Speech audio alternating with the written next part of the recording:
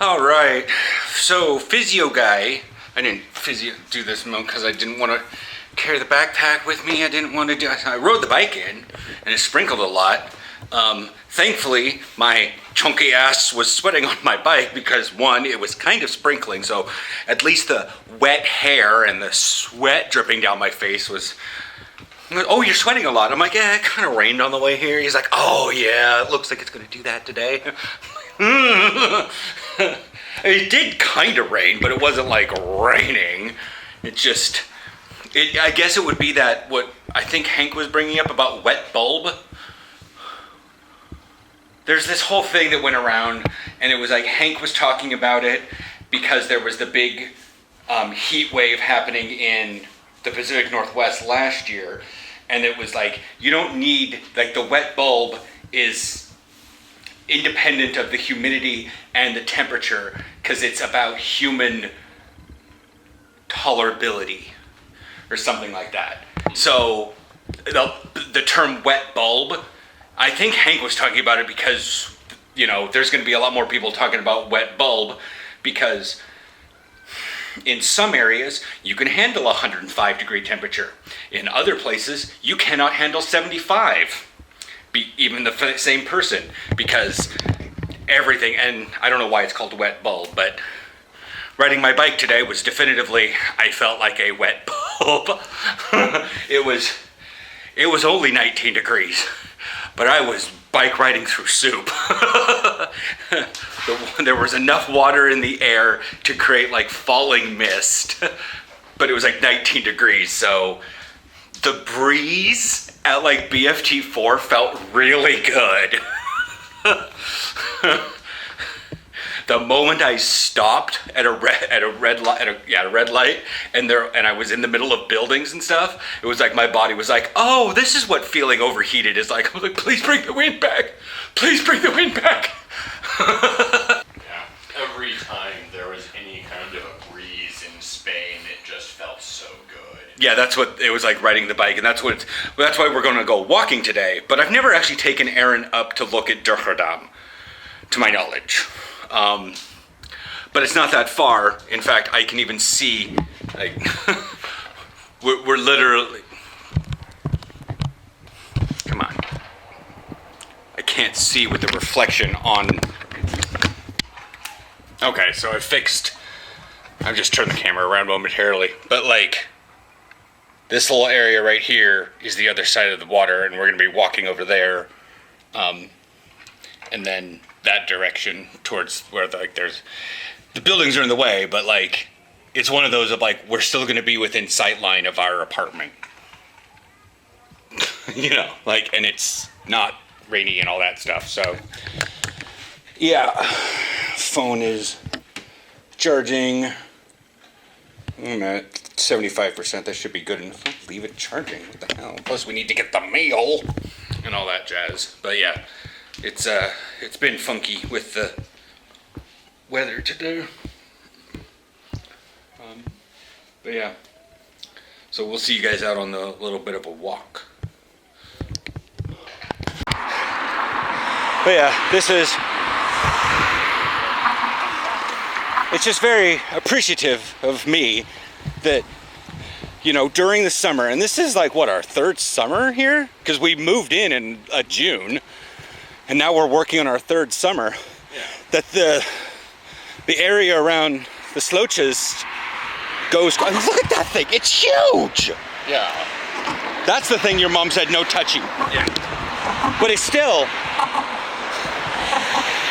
You know, things like that in the States would never be allowed to get that big. They would have mowed this. They would keep this thing pristine. But just think, you know, how many bugs, how many little birds, how many ducks, how many coots, how many animals are living their best life right now. I mean, yeah, they live next to a freaking next to a major road and a major shipping canal. But like, if their whole life exists in here, and generations of bunny rabbits, like, yeah, you know, sometimes you just let nature do its thing. You don't have to dictate what nature does because it already knows what to do. Nature knows what it's doing.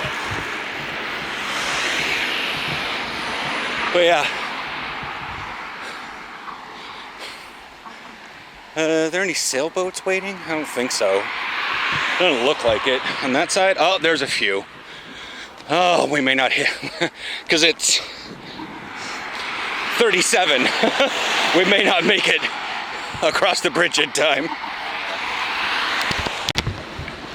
He is riding real high in the water. It must be going to go get something. But yeah, we got stuck. We got 2 boats. The 3 boats going to the left, and the 2 boats already went that way.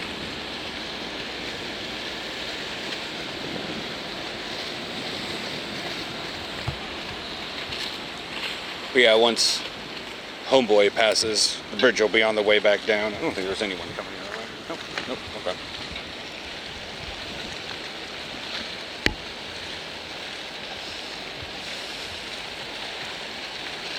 That boat looks cool over there.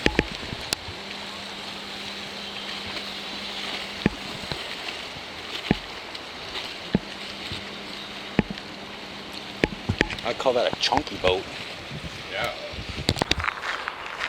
All these boats to live on the other side of the water. I'm like, look, that's our island. Let's see if we can zoom in on one of the stair-steppy buildings.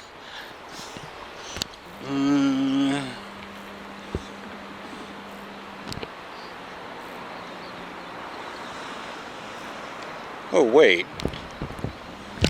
Well, we have to go a little bit more, but this is the hallway section with the, yeah. We're not too terribly far. You can still see the apartment. I don't know what that is, but I want to walk on it, and I'm not going to because I'm a good boy.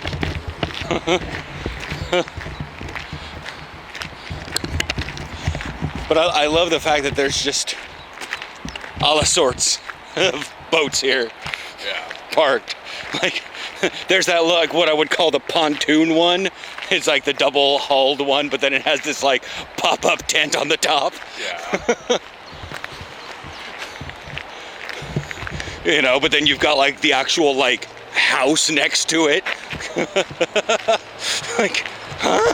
I gotta say though, my favorite kind of boat that I see on the Amstel a lot is like this one right here in front. Yeah. There's like, it's just like someone chopped off the front of a steamboat, stuck a chair on the back, and they're just riding around like this. You know, it's like sticking my sister inside one of the pleasure speedboats. Like, she's the only person in it, and it's this giant boat.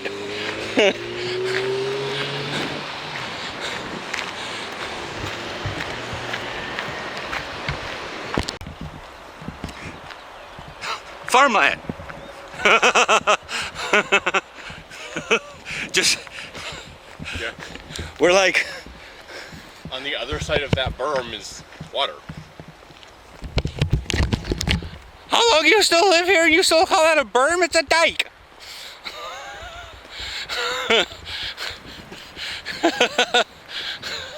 That's a dike, brah. Well, you can't tell one from the other just by looking at the side of it. They don't ever call them here berms. They call them all, they're all dikes. Okay. We came up to the top of the dike because I saw that there was actually kind of a walking path up here. But yeah, they got a slide attached to the side of their house. Everybody's just parked. It's almost like, it just looks like these boats haven't moved in like a decade. They probably haven't. Yeah, but this part, and I mean, we're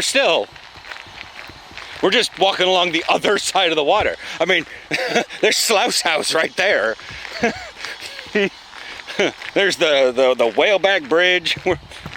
We're not far. We're just, it just takes a while to get here because we can't do a direct path. You got to put a net on your trampoline. You're going to go in the water. I saw a TikTok, and it was a fail army TikTok, not the actual thing, but it hashtag fail army. Yeah. The TikTok was at night, and one of the guys goes, "Oh my God, it's like one of those little bouncing trampoline things that they use for yoga. You know how there's always the like they have the little bar next to a trampoline and the people bounce on the trampoline but hold on to the bar? And he's like, cool. And he jumps and he goes to go, and it's 4 of those bars around a trampoline, and he just, dong. Someone's like, oh my God, it's upside down. And the guy just head planted onto concrete and knocked himself out. I went to the comments and it was like a pinned comment, and it says he had a mild concussion. He was bleeding out of his head.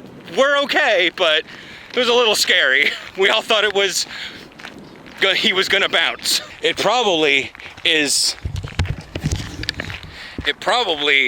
a secondary location for like a lighthouse to tell you that there's a corner there or something. I would guess, because there's a lighthouse up there, Fyrtårn. So yeah, I stopped recording back over there because children in bathing suits. But I said wow because we're like directly in line with Slough's house. Just looks goofy. It does, but now it's like we're looking at the other angle where it's square and there's a triangle in the middle of it. Like from this angle, it literally looks like an entrance to a cauldron. Yeah. Yeah, it does. I wonder if it was the inspiration for that shape. No. No, because cauldrons existed. You gotta remember, Horizon existed before we moved here. Yeah. It's just triangle doors are futuristic looking. Yeah. But yeah, this is Dashric down there. Alright, better. But yeah, this is Dashric. I've ridden my bike by it before, but especially when I went out to the thingers. The other 2 that are out this direction, not these guys. These are not turning for some reason. And I'm like, there's definitely wind today, especially over the water. I don't know why none of them are turning. Oh no, they are turning.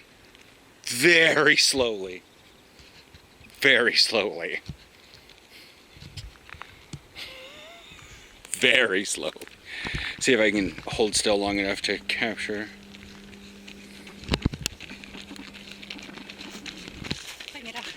Middag.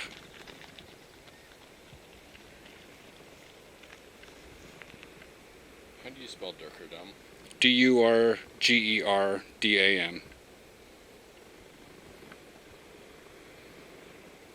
Yeah, see, they are turning just very slowly.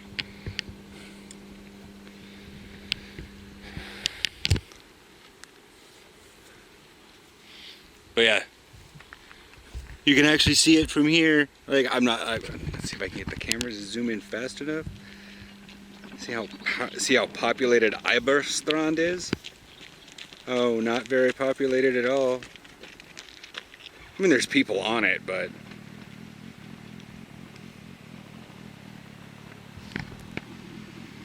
and then but like in the future, we're not gonna be able to see Iberstrand from here, because where this brown line is, there's gonna be much more of a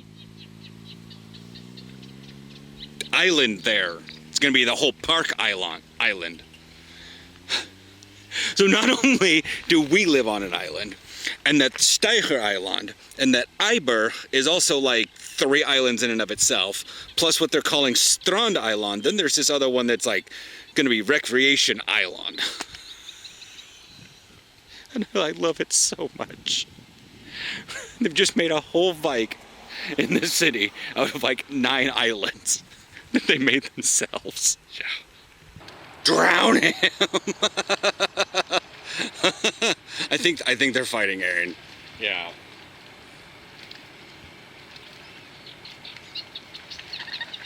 Because that one out there's trying to look like he's trying to drown the other one. This is not. Yeah.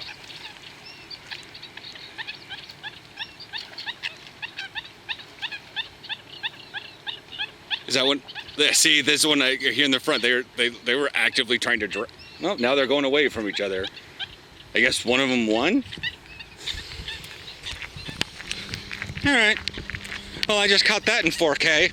Ugh. Bird murder!